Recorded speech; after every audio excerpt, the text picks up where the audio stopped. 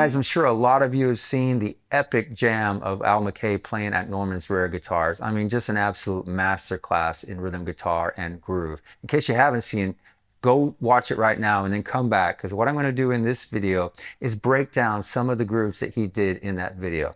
And it was pretty much based, the latter part of the video was based on Serpentine Fire. He's kind of playing a solo, guitar version of Serpentine Fire. So I'm going to be breaking down 3 different parts from that groove. This is all in the key of C. You're definitely going to need the tab for this lesson. So make sure you go by TastyGuitar.com, sign up on the bottom of the home page, and you'll receive an email with the Tasty Guitar tab collection. Over 200 tabs for most of my content. Okay, so make sure you go get that. Come on back here. Let's tune up and get started.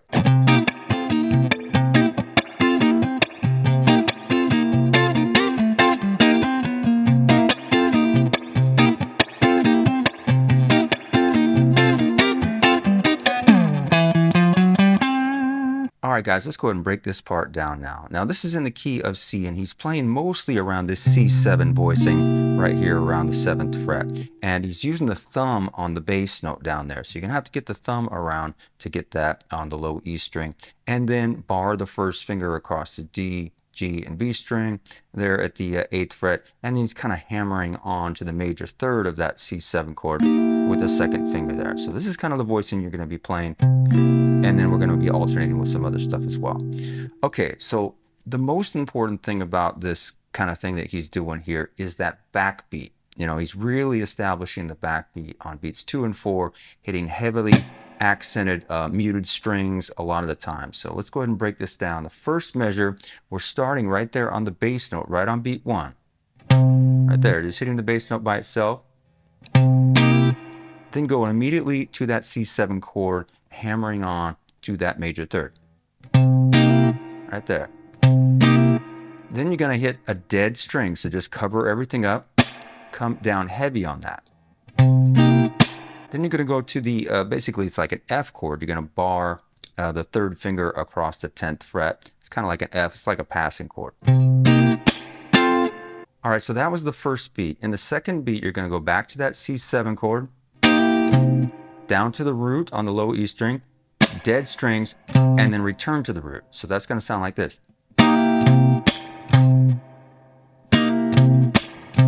So altogether, the first 2 beats is this. Again. All right, now I'll play the last 2 beats of this first measure real slow, and then I'll come back and play the entire first measure.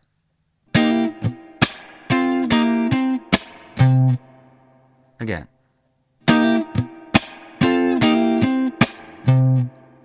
Okay, so here's the entire first measure very slow.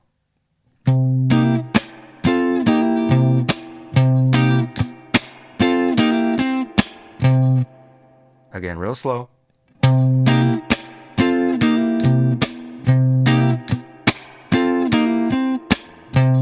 All right, the second measure is pretty tricky, so I'll play it really slow and come back and break it down.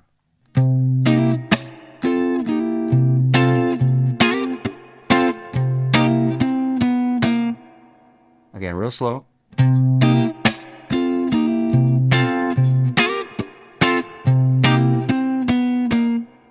All right, so what he's doing is he's starting by hitting the low E string. Kind of basically the same thing we did at the very beginning of the rhythm. Hitting that C7, the scratch on the muted strings, and then coming for that F chord. Back to the C7, hitting the root again. Then you're going to alternate, go back to that F chord, and then back to the root again.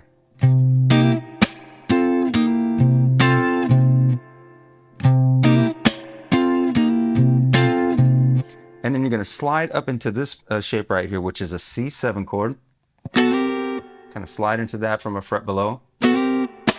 Dead strings. Back down to that F chord with probably your 3rd finger, but you could do the 1st finger as well. Down to the root. Back to the C7 chord. And then you're going to go chromatically down from the C note down to the B flat note. from your 10th down to your 8th fret. So here is this measure again, very slowly.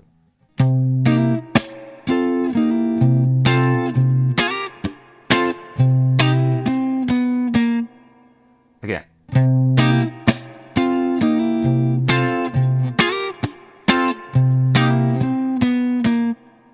All right, so now I'll play the first two measures together real slow.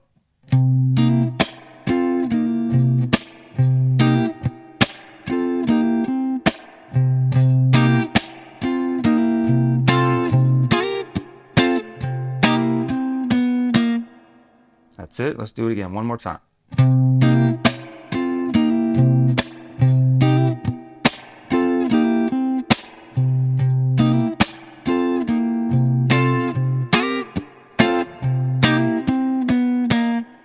All right, really important thing here to really get the right feel, especially at tempo, is to really have heavy accents on those muted strings. That's kind of really kind of imitating the snare drum, that backbeat.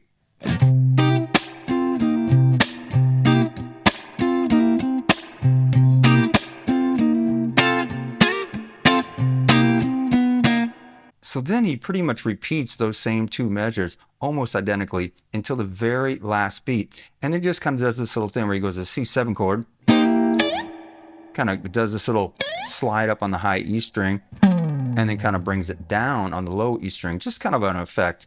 It doesn't have to be specific notes really. That's just the last beat. Everything else is the same. Now let's go into that next part.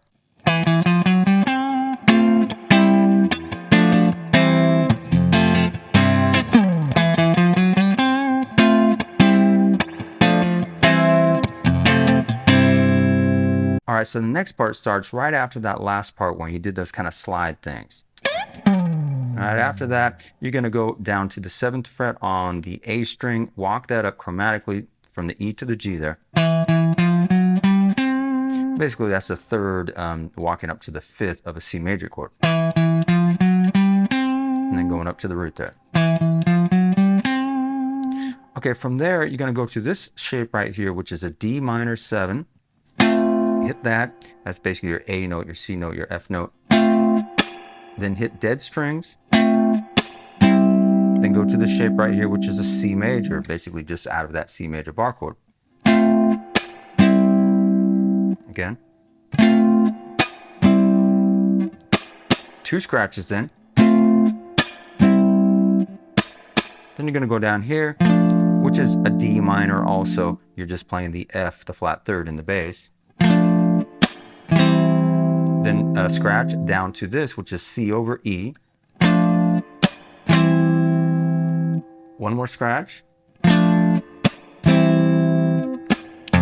Down to the low F note down there at the 1st fret. Hit that. Strum the chord a couple times. One scratch to the C chord. So you have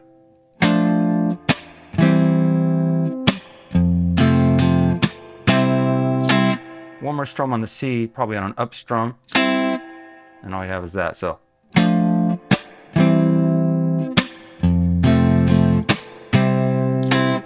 and then you're going to drag a note on the low E string and just kind of bring it down. It doesn't have to be a specific note, maybe the G or the E there. Okay, so here is this entire part again, real slow.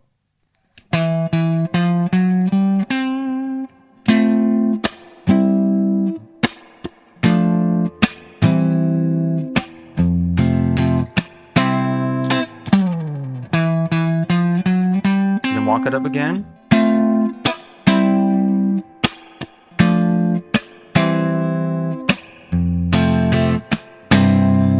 And then at the very end, it sounds like he goes to this C over G. So that C bar chord, but kind of including the 5th of the chord down there on the bottom to make it sound pretty huge. And it sounds like he played, kind of waited here for a possible measure of 5/4. It could have been 6/4. On the record, it's 5/4, and then it goes back into the regular part.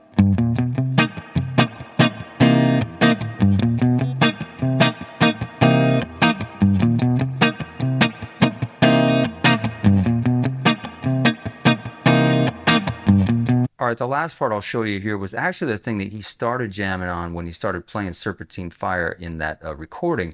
And it's really pretty simple. It's just kind of based around a C7 sharp 9 chord down here at the 3rd fret. Now you're going to start by walking that up from the G note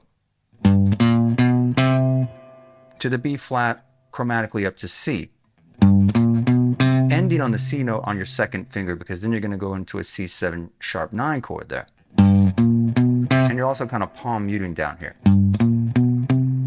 Then hit the top of the chord, dead strings,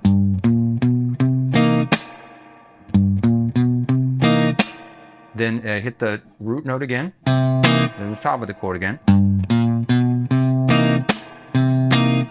And then you're just alternating between the full chord and muted strings in this rhythm.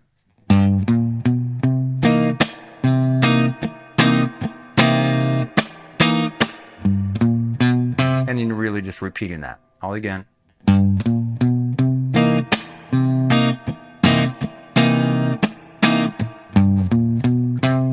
Okay, speed it up a little bit.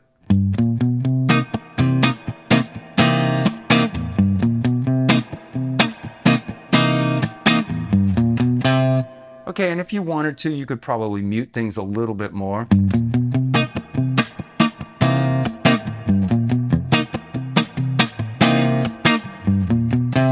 But that's pretty much that groove. I really hope you enjoyed the lesson, guys. And if you did, I really appreciate it if you like, share, and subscribe to Tasty Guitar. And remember, the best way to learn stuff like this is slow things down. There's no reason to kind of try to do things at full tempo at first. This is really going to require a lot of isolation of difficult parts, slowing things down, and then putting things back together, and then gradually increasing tempo. That is really important to get something like this down. Otherwise, you're just going to really frustrate yourself.